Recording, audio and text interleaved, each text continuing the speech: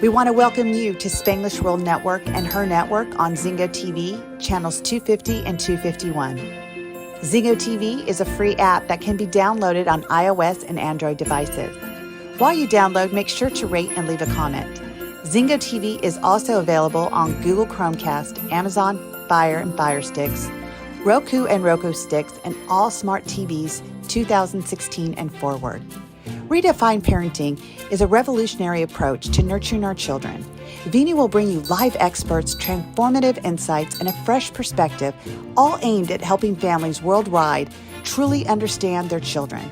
Together, let's give them a childhood they won't have to heal from.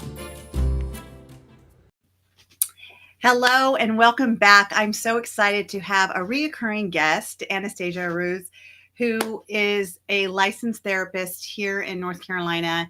And I'm excited because we're going to talk about a topic that's really near and dear to my heart because I work with a lot of clients as a coach that have anxiety as kids, and she as well as a therapist. So Anastasia, welcome back to Redefine Parenting. Thank you for having me. I'm excited to be here. Yes. So let's go ahead and just dive into this. I mean, I know that you have programs and stuff that you've done and, you're working in schools and stuff with kids. Is this one of the things that you're going to be addressing? Yes, for sure. Like kids are really struggling with anxiety right now. And anxiety is up in this, like if you think statistically, like 20% of kids are struggling with anxiety worldwide. So it's a huge amount of children. And people don't know, many parents don't know how to necessarily address it if they're struggling with it also. Right. So it's really important topic to understand. So, I mean, I'll share what I see with kids that have anxiety. A lot of anxiety for the kids that I work with, it shows up in their behavior. Sometimes the younger kids, it shows up in temper tantrums. It shows up in what parents call meltdowns. In older teenagers, I see it as kind of rebellion. People might even say oppositional defiant, but it's really not. It's their body and they're going through. And I was just in California working with a client recently. And I told the parents, I said, I really feel like he has a social anxiety. Like he just gets overstimulated. It's like his skin is crawling. He doesn't know what else to do. So he has this meltdown because what happens when he has a meltdown? Everything stops. We give him the attention he needs. We get him out of the situation and then he's able to calm himself. So, there was things like that I see. I'm curious, what is it that you see in your clients? Yeah, anxiety definitely with the older kids, like the teenagers, presents as anger a lot of times. And it's so confusing because parents think that the child is being disrespectful, rude, oppositional, like you're saying. And it's really anxiety, and it's presenting itself as the anxiety is presenting itself so much as the anger and mean and just aggressive behaviors. So I do see that. I do think with the little ones, it can present if they don't have the language to express themselves. They're crying, they're tantruming. They are very physical with their bodies at times because they can't express what's going on. Yes. Yeah, absolutely. Absolutely. So what are the things that parents can do? Like, first of all, I think understanding what anxiety looks like, because I think a lot of kids get misdiagnosed all the time. Mm-hmm. And a lot of it is that. And I also see that anxiety is also the uncertainty of what to expect. The uncertainty, is there going to be judgment? The uncertainty of, am I going to fail? The uncertainty, that's why there's different types of anxiety, test anxiety, social anxiety. There's different types of anxiety that we've been able to label. And I would say that that's one of the first things that parents really need to understand is, what are they looking at? And are we calling it what it is? Right. And so I think a lot of times you can go as far as getting a diagnosis from a licensed professional. You can also just pay attention to what your child, how they're acting, what they're doing, really seeking a professional if it's something severe, if they're not sleeping, if they're struggling in school, if they're having social issues, if they are stressed out, if you're noticing things that they're doing with their body, like maybe pulling their hair or scratching or any of the cutting. Those all can present themselves when a child is very anxious. So if it gets to those levels where you're not able to stop the things in the home, really reaching out to someone to help you, a professional that can help you see if it is a diagnosis that needs to be anxiety. Right, right. And let's just talk about if it's not a diagnosis, but we are seeing things like this. I always tell people, if we are constantly dealing with the effects of what's happening, it's just putting a Band-Aid over it. That you got to really dive in and get to the cause of what's creating this in order to, get rid of it, or at least understand it, to redirect that behavior into something else. So I'm curious, like, what are some of the things that, if parents are seeing these different types of behaviors, what could they do? Because I really don't think that we need a label to do something. Like, if you see something, do something, right? And so what are some of the things that you suggest to families, and like when you're actually working with kids? So depending on where they are developmentally, it depends on what suggestions and what strategies that I offer. One of the biggest things for any of the ages that you're working with in children is having a predictable routine. The kid, when a child knows what's supposed to happen, when we know as adults, the schedule for the day or what's going to happen next, that right there is something that will help with them to calm their nervous system. So having a predictable routine and schedule, I share with parents, they can write it out, print it out, and put it on the refrigerator, or talk about it on the way to carpool, or plan a week out on Sunday, have the week planned out. Kids need to have a routine. That's why schools have routines and why things are so predictable. Kids have to have an established routine. Another thing that I talk a lot about, as the kids are older, really explaining to them what is happening with their body, really getting into, if they're talking about their stomach hurting or their head hurting, really talking about those symptoms and that there's nothing wrong with them. It could be stress, it could be anxiety. So here are some things we can do to help, which could be breathing or relaxation, or just communicating with them about their feelings. Yeah, I really can appreciate that too, is really helping kids to open up and feel safe enough to tell you what's really going on with them. Like, what are they really feeling? Like, my daughter is very vocal about not being heard.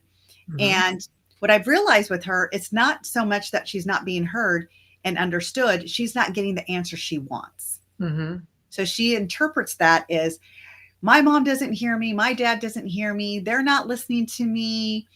And then when I tell her, I have heard you and I can fully appreciate this is what you want, and the answer is still no. Mhm. And then you give them the why, because I am one of those parents that do believe when your kid asks why, tell them why. Mhm. Don't just make it because my mom used to, because I'm your mom and I told you so. So Yeah. I won't say I don't ever do that. I'm sure I've done it before. However, I stay away from doing that. And I really believe in giving an answer. So if I'm communicating with my kid, then that gives them space to communicate with me. So when it's like, why? I explain to them why. I Mhm. give them the why. And if it's not the why that they want, they're like, I just don't understand. Like, why can't I do it? And it goes down a rabbit hole. And so I think sometimes, it's really about helping kids understand, again, developmentally. My daughter's 11. So developmentally, it's helping them understand. But I don't also think it comes down to age. I was like talking to her teacher today, and she's like, well, I told her, another teacher told the class, and my daughter's like, I didn't hear that. Mhm. And I told the teacher, I said, I don't know what's going on, but she's not hearing it when two different adults are giving it. And she's like, she's so distracted. Mhm. But she's really trying. That's what she said. She's really trying, but you're right. She's so distracted that it's kind of going right over her head. So again, developmentally, she's fine, but there are certain challenges. Like, she has dyslexia. She has been diagnosed with ADHD. Mhm. We have put her on medications to help her stay focused through the day. So I think would you say it's even more sometimes than just developmentally, that it's like understanding where your kids are at with even, socially? Yeah, yes. And what's happening in their lives. So depending to what's going on in a child's life, can add to the stressors, add to the anxiety, add to whatever the pressure it is they're feeling. And then all of us also are also individual, and we all react differently to different things. So you have one child that might act completely fine in a situation, and the other one is so sensitive and can be triggered to it. So it's really understanding the individual needs of that child. In a situation, like, you could go, say, to a theme park, and you have one child that absolutely loves the crowds and loves being there, but then you might have another one that it's going to send them over the edge to be in line and hot and standing there. So really understanding that about each child in your family, and what they can handle and what they are able to process in a way that's going to make them feel okay. Right. Do you think some of the delays or labels of like dyslexia, ADHD, do you think all of those do play a role in the kids understanding? I do. And I think when they can start to understand what like labels are on them, like I don't have a problem with labels, especially as they get older, because it helps them then have an understanding of who they are. So if a child is diagnosed with ADHD or dyslexia, really them understanding what it is and how that can be a superpower for them, and Yes. how they can then start to identify with who they are and just understand themselves better. And really celebrating the differences and celebrating whatever it is that the, you could say, issue or whatever that diagnosis or label, whatever it is that they have. Yeah. Because everyone has something. That's one thing I tell the kids I work with. Everyone has something, whether you I mean, there's always something we all have. And it's just understanding that about yourself and learning how to manage it. Yeah, I could totally agree to that. But one thing that I want to point out is what you said is like seeing their superpowers in that, Mm-hmm. and seeing that, because I do have some clients say, oh, it's because I'm dyslexic. Oh, it's because I have this. Oh, Mm-hmm. and that's when I do not agree on letting your child have a label for an excuse. No, yeah. Letting them have that label to empower them and to help them understand that there's nothing wrong with you Right. at all. You're going to learn differently. You're going to learn it this way versus other people learning it this way. And guess what? Everyone learns differently. Mm-hmm. Some people are visual, some people are auditory, so it's all of that, I think, plays into it. But, again, back to the anxiety. What do you feel creates this anxiety in kids, especially in kids? Because adults, we could say, oh, well, it's what you've been through and what you've been exposed to and your beliefs and all this. But what do you feel is going on with the kids, especially now? Because I'm seeing an influx of it now. I think it's a lot of things. I think it is the time I think we're living in a very interesting time in the world. There's a lot of chaos everywhere throughout the world. And even if your kids aren't necessarily watching the news or on the computer or whatever, they're hearing it in other places. So I do think that adds to it. I think the constant media exposure, all the computer stuff, all the gaming, I think that can add to it. I think I think in the home, if there isn't set schedules, if everybody's working and running and going, I think that can add to it. I do think that a lot of times that if we're stressed out as the parent, if we have a lot of anxiety, if we're having a really hard time, it is going to trickle down to your children. And so really having that place for yourself to be able to get centered and get to the place where you're calm, and then that will then pass down to your child. But you have to know that about yourself first. And a lot of times it's hard for people to even identify that they're struggling with anxiety or just stress. Right. And I would say that because I think a lot of people, as parents, like we're busy parents, like we're working, like in my house, both of my husband and I work. He's gone. I travel a lot. He travels a lot in his business. So there's a lot of uncertainty here. So we try to create, like, we have a structure here. We have a schedule. So no matter who comes in, whether it's a family friend or a family member, the twins always have a schedule. It's the same schedule. So they have normalcy. Yes. What I see changes is if they have to go stay somewhere else outside. Okay. Because then again, like what you said, the whole structure changes. It's not their bed. It's not, going into their closet, getting their clothes ready. It's not going to the same place where their lunchbox is to pack their lunch every day. Like everything's changed in that moment. So just, pointing out what you said earlier about the structure. And I also see this with parents too. It's like at school, they do fine, but at home they have this issue.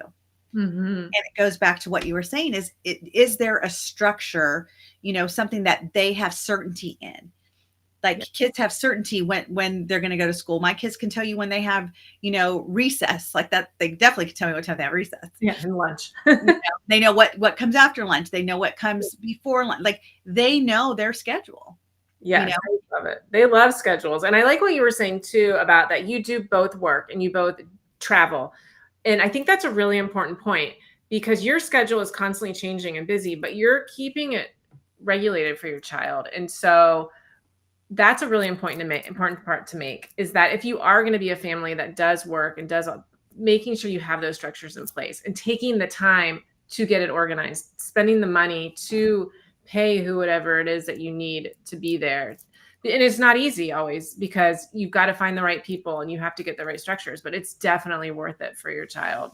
100%. Like we literally have a printed out schedule that literally does not change because it's the same thing. Like when they go to tutoring, when they have soccer, our boys play soccer, so it's almost year round for them, but it's always Tuesdays and Thursdays. Like we know their schedule, and and that's definitely true. Like when we get someone to come, they know that this is the schedule and this is what we adhere to. But what we also see is less behaviors too. To your point is that, I look at behaviors as communication. When there's a behavior going on, there's definitely something going on that the kid is trying to express to you in that moment. Right. And they don't have the language necessarily, and they don't even understand what it is. Like they might not be able to understand if they've never had the structure or their life's always been in chaos. They don't even know what it is wrong. So it's really hard for the parents to start figuring out because they don't have the words. No one has the words. And so you have a lot of behaviors and a lot of chaos in the home. So yeah, I completely agree with you. It's really tough if you don't have that in place. Yeah. One of my clients is 8, and I was telling the parents that I said, here's what I see going on with his behavior is that the moment he has a behavior, everything stops. He gets your full attention, and then he's able to, express what he needs to express. And then he's able to come down, and then he comes to you, and then you guys talk about it. What we need to do is teach him to voice what's going on before the behavior. Right. Yeah. And then also I think too, it's that feeling of safety. It goes to like the whole thing with the brain and like the frontal lobe. And when they're in that back part where they're in that fight flight, they're not going to be able to explain it or talk. And so they want that safety from you as the parent. And so when they get that and you're talking to them and they're feeling safe, all of a sudden their nervous system is completely calming down. So when you put those routines in place and when you have all those steps and things happening, they're safe. Just like your kids, they feel safe. They know what's going to happen. They're safe. Everything is fine. You could be in another country, state. They probably know when you're going to call. They probably could text you. And so they know they're safe. They're in their own world and it's a safe place for them. And we have calendars, so they can like go in, they see the calendar. We've color coded when dad's gone. We've color coded when mom's gone. So we pre-frame what's coming up. I was just talking about it before the show because my husband's gone and then I leave right after he gets back. And I'm like, oh, well, I'm leaving this day. Dad's going to be here. Because we really do try to plan it where if I'm gone, he goes. If I go, he stays. Right. So we do the best to do that. However, there are times that we do travel together. But again, it's the structure. And I share what we do because I think that it just gives you guys examples of for our listeners, what structure looks like. Having color-coded calendars, having the open communication, like we're going, tell me what happens when we go, when can you call, because there's a time difference. So we pre-frame a lot of our things. And I do believe that's why, the kids feel safe. They feel there's a structure, there's a foundation that they have absolute certainty. And that's why I said, I believe that anxiety happens when there's a lack of certainty in that child's life.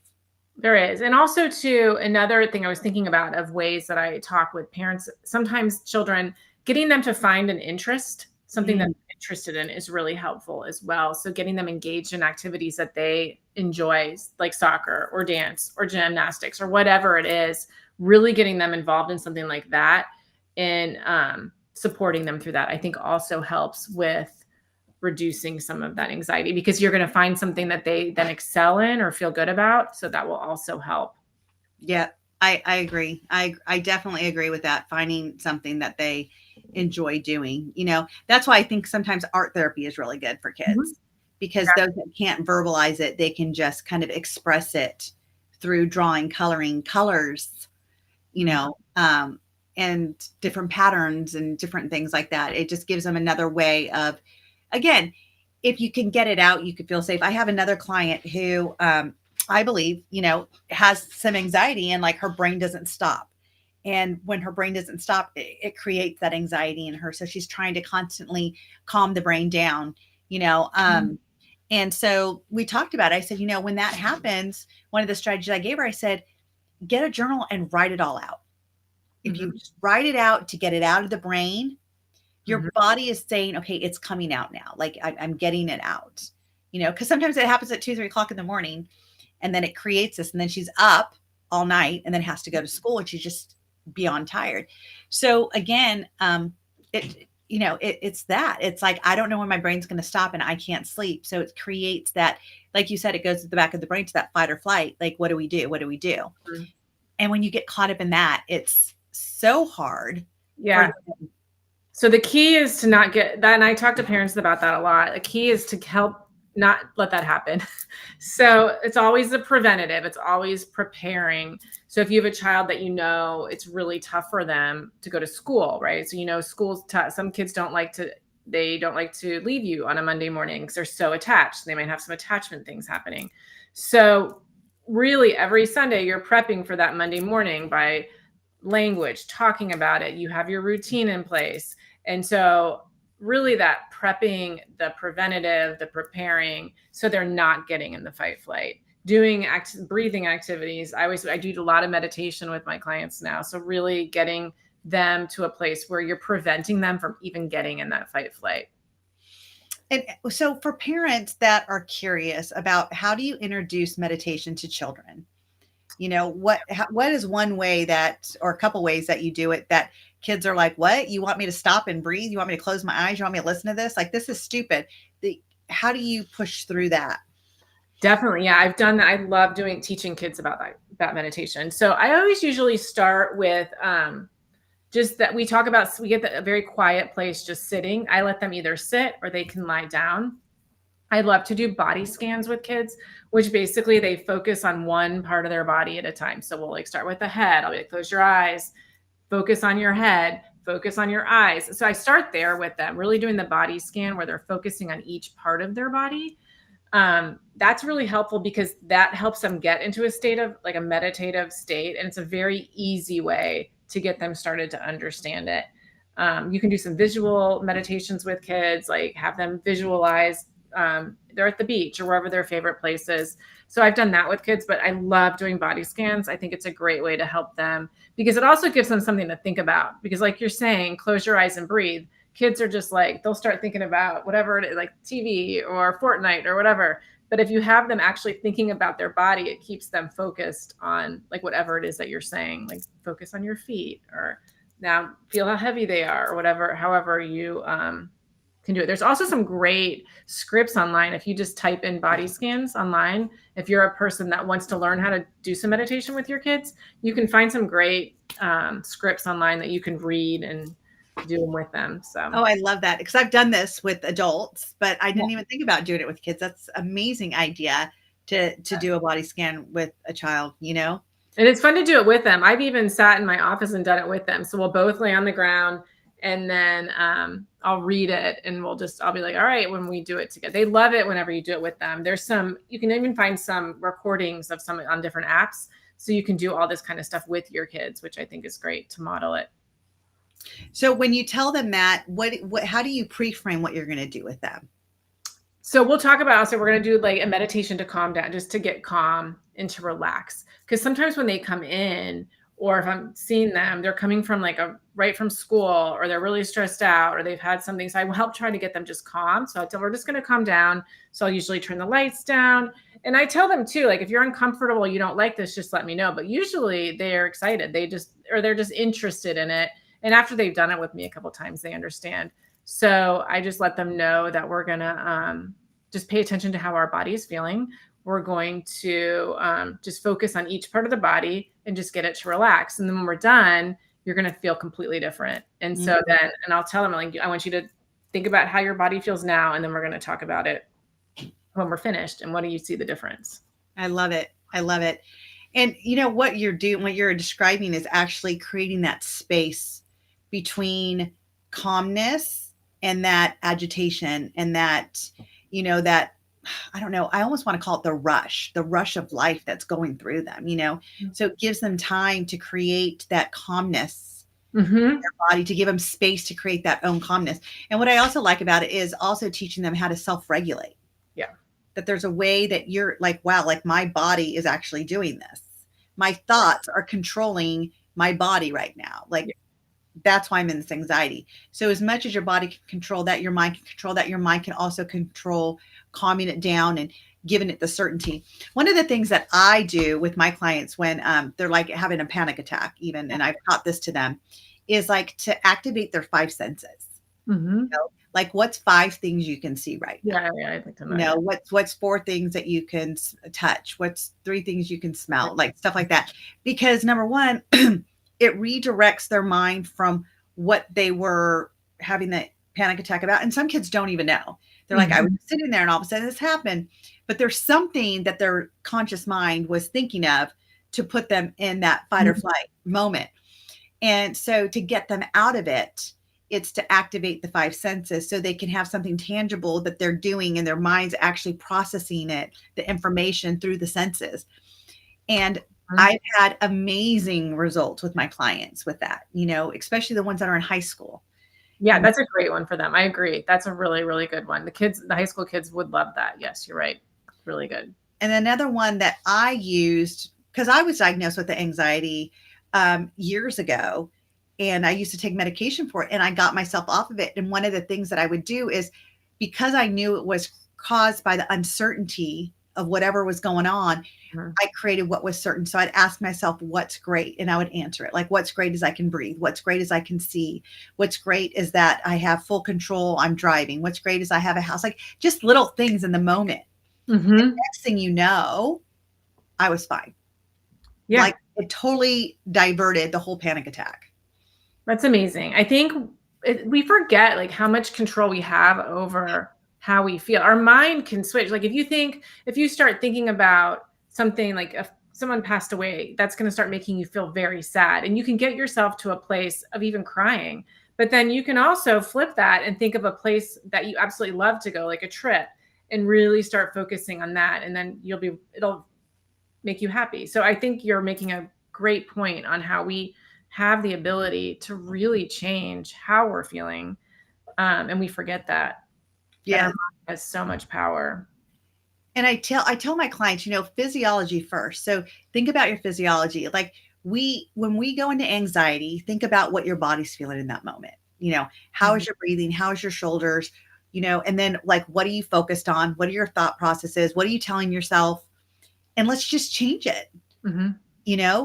If your shoulders are up, put them down, walk, get some water, like just change something, the physiology in your body, and then start to refocus on something different and then tell yourself something different, and what I think if we're teaching these kids at a young age is that what they actually have control over. Because what I see is that these kids, a lot of the anxiety come from because they don't feel safe. They don't have control over things. Yeah, it is. Yes, that's a huge part of it. And I think by teaching them at a young age, it's a preventative, right? They're learning, it becomes a habit then. And then they know it's a habit that they'll learn when they're younger, that they're not going to have to deal with it as much when they're older, because they've learned a healthy way to respond. Right. So some of the things that, just to recap is to really look at the environment. Is there structure? What's going on in the environment? Is it bringing them safety? And, that's why I say boundaries. Like I always tell parents, my kids need boundaries. I said, think of your house. Your house is your boundary. It makes you feel safe. Kids need that. And I think with the boundaries comes what you were talking about is structure. Even at school, kids know what the boundaries are. They know what the rules are. They know what they can and cannot do. And if you break the rules, there's these consequences. And school hasn't changed. It's still the same way. And that's why it still works. Yeah. So, but yeah, I mean, I've seen an influx of this more so though after COVID. And I think a lot of that is because we're all like, I think everyone's struggling, not just the adults are struggling, like I was saying earlier. And so that trickles down to the kids. And so really it's us as parents really focusing on us. I always talk about like when you're on an airplane, they say to put your oxygen mask on first, that we need to do that for ourselves. The same thing here. We've got to figure out what's going on with us before we can help our kids. And so if we can calm ourselves, if we can get regulated, that's going to do wonders for the dynamics in your family. Yes, Absolutely. So, how do you suggest to your parents, um, if they're coming to you and they're saying, I get what my kid's feeling because I go through that myself. Mhm. One of the things I do is I check in with them. I'm like, well, what do you do to, get yourself through this, or, to, proceed with what you need to do? And some of them are like, oh, I take medication, like I take a pill, but I don't want my kids to take pills. Okay. So do you suggest anything to the parents? Do you give them things to do with their kids to literally start helping them too? Right. Yeah. So with parents, I try to do, I mean, it's a more in-depth process because we've had such a longer history. So I do a big family history with parents. If I do have a parent that is having a lot of anxiety or depression, really getting with them to the root of it. And then I might refer them to work with someone, or if it's not as serious, helping them learn strategies to get it under control. But because it's usually, like you were talking about earlier, there's a root to the problem typically. And Yeah. so we all have histories of traumas or whatever has happened in our lives, which could bring on stress and anxiety and depression that you might not even realize. So I really work with parents on understanding what that is, and Nice. then helping them get a handle on it. And then from there, when they can start talking about it, understand, then they're going to be able to help their kids with that. Yeah, 100%. For me, I felt it was realizing when I got real stressed, when my tone of voice would change, when things would change. And it was always when I was rushed. Mm-hmm. And then I noticed the kids were picking up on it. And I'm like, oh, because they feel rushed. So now my whole thing is, how do I set us all up to win? The best way to set us up to win is not feel rushed in the morning. Mm-hmm. It's not feel rushed. Does that mean I need to get up an extra 15 minutes early? Does that mean that I need to shower before I get the kids up? Like whatever that means. And I share this again for our listeners all over the world that's listening, is that, again, it's putting your own oxygen mask on. It's what do I need to do to make sure I'm showing up as my best me to show up for them. Yeah. When you're talking about the school thing, we've had like a late night or something we've done. So I've even gone to school late. I mean, I'm to the point when I was growing up, you would never do this. You had to be at school no matter what. But I've taken my son to school late. If we had a lot going on, I let him sleep. I get up slowly and we go to school late, because I figure it's better that we all are like you're saying, not rushed. He's gotten enough sleep, and then he can get to school. And then if he has extra homework later, that's fine. But I always think about whatever's happening in the moment and try to do exactly like what you're saying, is like, be present, what's going on, and then what's the best. You don't always have to follow exactly what you think is the right thing or the normal thing to do. Right. Well, because the protocol that's given to everyone doesn't suit everyone all the time. Right. Yeah. We have a life, we have different things going on. Stuff happens, emergencies happen, and it's like if your kid was in the emergency room till 3:00 in the morning, they're not going to school at 7:00, at 8:00 in the morning. You're going to let them sleep, Exactly. So it's so I can fully appreciate that headspace, definitely. And it's also, what I always tell people, and my listeners like, oh, I hear this every show, but like, this is our boot camp from birth to 18. Mm-hmm. What we get to install in them now is going to reflect on them as an adult. So if we're teaching them now at a young age to meditate, to be calm, to, do body scans of like, what am I feeling right now? And what do I want to feel instead? If that feels hard in my heart and I want to make it soft, what would I need to make it soft? What would you want to wrap it in? A soft blanket?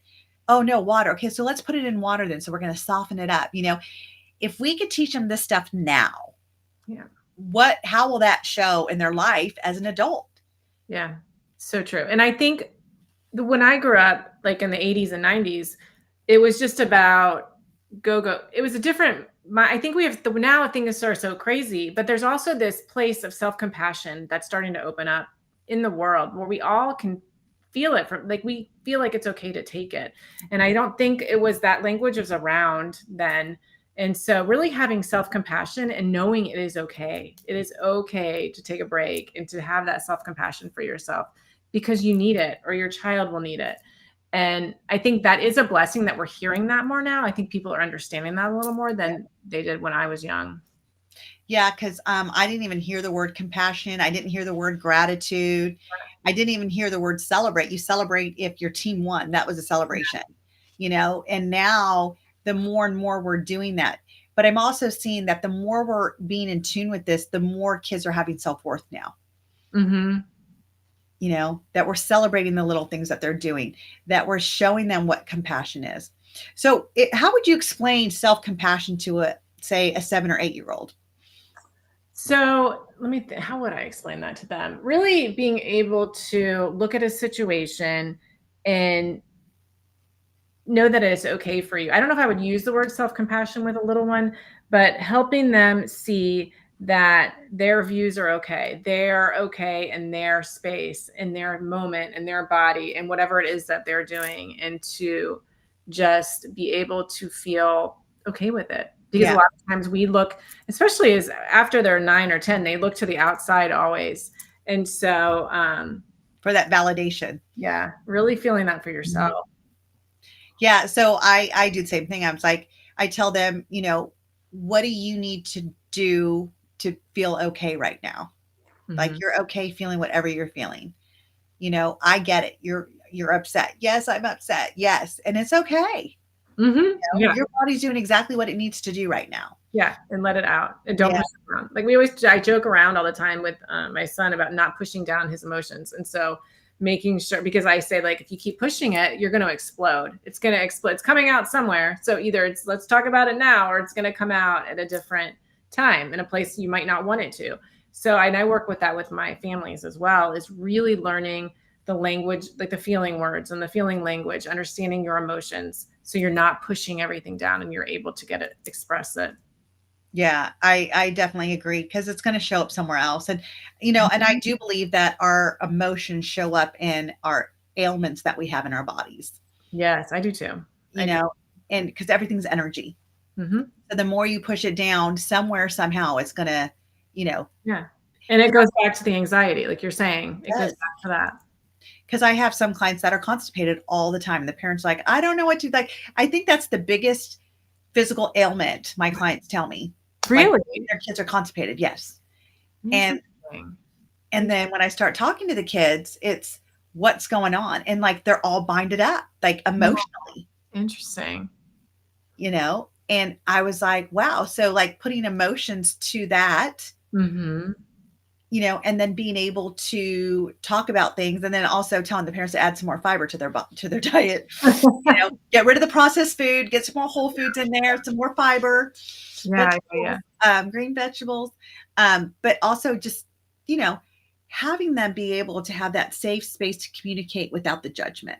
Mm-hmm. Yeah. And it's like, when I got my daughter a coach, she was like, well, you're a coach. Why don't you coach me? I can't. Like, I'm your mom. You definitely push the mom buttons. We have our moments, especially as she's getting older and going through puberty, and definitely hormones are definitely going. 1 minute she's sweet as pie, the next minute she's, a rattlesnake, and the next minute she wants to love all over you. And it's like, yep. That age is a tough one. It is definitely, and then it triggers me, right? Because I'm female, I'm emotional, and I'm going through it. Like, we definitely are riding the wave together. Yeah. It's a beautiful thing. And I've always been a boy mom, like I have stepdaughters that I've, seen I've been in their life since they were 3 and 6, but like every other weekend, not every day. Yeah. Through the emotions of life, And so this is my first daughter experience. Boys are so much easier. I know. We have our moments and our things and our crying and so dramatized. Yes, everything is so big. Yes. It's so yes. Big. One little thing, it's like, oh, this, and I'm like, okay, well then we're gonna go there. I guess it's that big, Yeah. But I also think that, to your point about not shutting down our emotions or shoving them down, I think that also creates the anxiety. Mm-hmm. Because they don't know what to do with these feelings.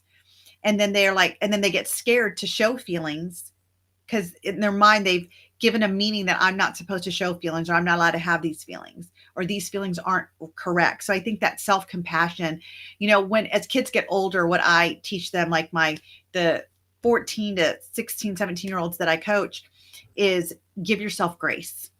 Mm-hmm. If you were going to give yourself grace, what would that look like? Mm-hmm. Because, I grew up in the 70s and 80s, and I do believe that, it's, if you're crying, don't cry. I'm going to give you something to cry about. Mm-hmm. That's the era I grew up in. So it's like I would secretly go to my room and cry so nobody can hear me because I didn't want to get a spanking or anything, and I pushed down those emotions. And so because how I grew up not feeling great about myself, low self-worth, low self-esteem, and growing up that way, I want to give kids a childhood they don't have to heal from. So how do we help them identify the emotions that they're feeling and that they're okay to feel? That's really good. And I think it's funny because my younger parents I work with the little one, they're doing this already. So many of the feeling words and the feeling language, it's the older parent, like the older ones that are struggling. So we do a lot of like having feelings charts, bringing the language into the home. Yes. I talk a lot because we didn't use those words. And I think even in the 90s and the early 2000s, people still weren't using them as much. But now just really starting to bring those feeling words into your home and in books when you're reading, talking about how a character feels. How do they understand? Like I always talk about picture books a lot, getting just books from the library and going through them. And when you're reading the story, just not necessarily always sticking with the words, but talking about like how the character is feeling. What does that feel like to them? How do you think the other person feels? Really starting to have those conversations, which then will give the kids the language to be able to express and to communicate with you on how they're feeling. Feeling charts are great to put on the fridge or a poster in a bedroom or anywhere. I love feelings charts and words and all that kind of stuff because it gives the words that are there available to then be able to use to express how you're feeling in that moment. Yeah, I don't know where it was, but I had a chart with a bunch of kids' feeling words, Mm-hmm. and I printed them out Yeah, I love those. just so we can you can just circle it, you can point to it, Mm-hmm. and so you have a wide variety of, it's more than just happy, sad, frustrated, mad. Right. Like there's more feelings than that. Sometimes we feel confused. Sometimes we feel, like hurt, but like not physically hurt, but our feelings are hurt. So it's more than just sadness, Mm-hmm. so it's definitely identifying that. Another thing that I also do is I help kids see it from the other perspective. Like if Mm-hmm. there's conflict or something, it's Mm-hmm. tell me if you're standing in their body, what are they seeing the situation as? Especially when kids have anxiety, when there's conflict. Yeah. And that's hard because it's hard for all of us to have Yeah. to be able to confront someone and to talk about a problem. So yes, and kids are so egocentric that they're really just thinking about themselves all the time. So it is a really great skill for them to learn early how to have conflict resolution, how to learn how to confront someone in a healthy way and talk about what is happening and having that boundary and having the understanding of the different perspectives. Right. Right. And the other thing that I want parents to understand is that kids come into this world knowing that we can control it, like we're their safety. Then they go through toddler and young kids realizing that, wait, I can walk. I can do this on my own. Like, wait, I can do this. I have control of this. I don't need to wait for you to pick me up to move me across the room. I can go across the room on my own. Now control sets in. And now when they're in the young kids age and like going into preteens, they want to control everything because having control makes them feel safe.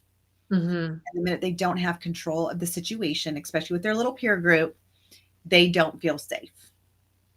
And so I am starting to, especially because my twins are 11, teaching them, because from we started about 8 years old teaching ownership. Mm-hmm. Like, I understand he should not have taken the remote control from you. I get it. You're upset. Tell me what you could have done differently. Mm-hmm. And so just starting that conversation at an early age. Mm-hmm. And so now the conversation is much different. It's like, what are we going to do to solve this? What's the solution that you're going to do? Because now it's full, you got to take full ownership. Right. And you started young with them. And I think that's the key, is really starting as young as possible, the conversations of not just being like, give them back the remote control. And that is so easy to do, right? Why did you take the remote control? Give it back to her. Yep. But you didn't do that. You were like, I understand you're really angry that he took that from you. Let's figure out how could we have handled this situation? And so many people, we forget to do that. We forget that, oh, we can talk about this. You don't have to just give them a directive and tell them no and tell them to stop. Like, it can actually be a conversation, which then as they get older, then it can be a bigger conversation. And they're going to have the words then to tell you about things that are happening outside of the family. Yes. So I have an event at the end of this month called Thriving Together, and it's virtual. And my co-presenter, Tammy Tintilla, we're going to be talking about not just partnership on how to get on the same page, but also how with your kids, how do you bring harmony in the home? And part of that is releasing this anxiety. Part of it is what you and I've been talking about, is that structure, having a structure in the home where kids feel that they have an open, safe, and trusting space. Yes. And identifying what that means to them. Because to you and me, we know what open means. We know what trusting means. We know what safe means. But do kids? For kids, it's not feeling judged. I had a client today that shared something with me, and she texted me last night and told me she was going through a challenge. And today we had our coaching, and by the end of it, she goes, "Thank you." And I'm like, "For what?" And she says, "I was really scared to get on this call with you tonight." And I'm like, "You were? We've been coaching for a year. Why are you scared?" And she says, "Well, because for the first time I text you to tell you something that I was doing, and I didn't know if you were going to judge me." Mm-hmm. And I said, "Have you felt judged in the past?" She goes, "No, but I've never told you anything like this in the past either." And I said, "So how do you feel now?" She says, "I really feel safe." That's good. And that just lit me up, that she felt safe enough. And what that meant to her was not judged. Yeah. And that's what kids want. They want that safe space that they can come to you and say, "Mom, I did not make a good choice. I did this. I smoked a cigarette. I, inhaled on a vape, or, whatever it is. I took a sip of the alcohol at my friend's house." If they can come and talk to you about that, because they know that you're not going to judge them. Right. And I think what happens is we judge ourselves as parents, and that's why they're scared, because we are judging, and then because we react to it. Like, why did you do that? Like, and you might react in this really angry way and want to punish them. But go back to the remote control. If you had that open communication with them, they're going to come to you in a different way about it when they're older. Right. And absolutely. So, it all starts when they're, and if they're older and you've never done it, you can start small. Just start small with small, and even saying to them, "You know what? I have watched something. I have a new way I want to try to talk with you." You can always change it. You can start tomorrow. It's changing how you talk with them, and start small with it. And I like to just add, for us parents, give grace to other parents. Mm-hmm. Like that's one of the things when you were saying that the parents are going to judge. Like, I know for me, when I was raising my other boys, who are now 29 and 25, I would react because I'm thinking, what are people going to think about me? Mm-hmm. What are they going to say about me? I'm a bad parent. I can't be a bad parent. And I had this meaning of what bad parent was.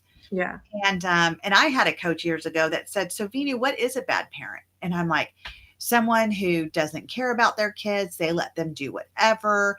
They don't care if they eat. They don't care if they bathe. And they're like, "Oh, so that's you." And I'm like, "Well, no, that's not me." And they're like, "So then why do you think you're a bad parent?" And I'm like, "Oh, okay."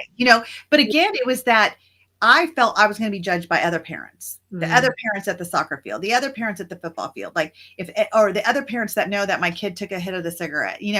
I feel that I was going to be judged. And because a lot of parents do, they're like, "Oh, that must be a bad family. You can't go." Instead of, "Hey, what's going on?"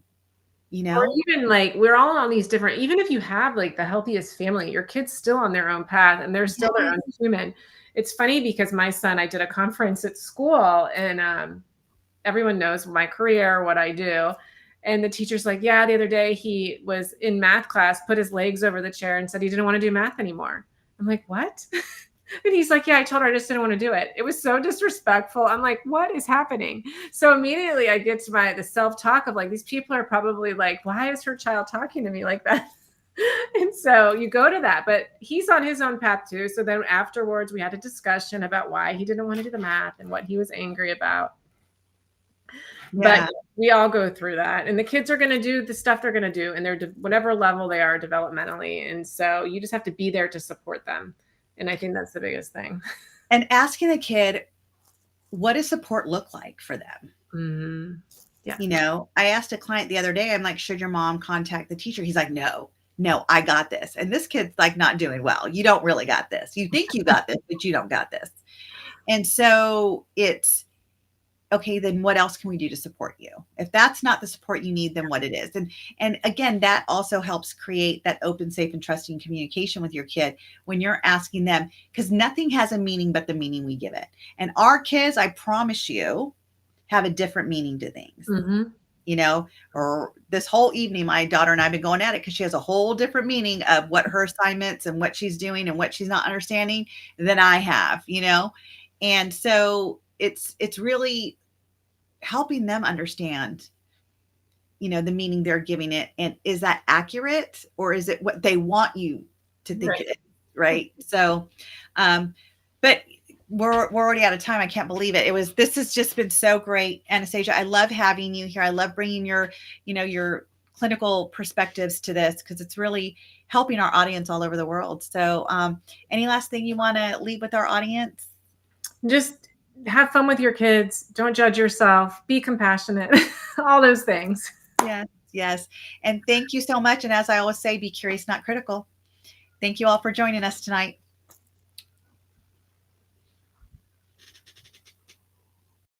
Thank you for joining us on another episode of Redefine Parenting with Veenu Keller. Follow her on Instagram at Veenu Inspires. To learn more about Veenu, as well as download her free ebook now, go to www.veenuinspires.com. This show can also be heard on Spanglish Radio Network. Please check out www.spanglishworld.ca for all your news and programming. Spanglish World. Watch it, hear it, read it, download it.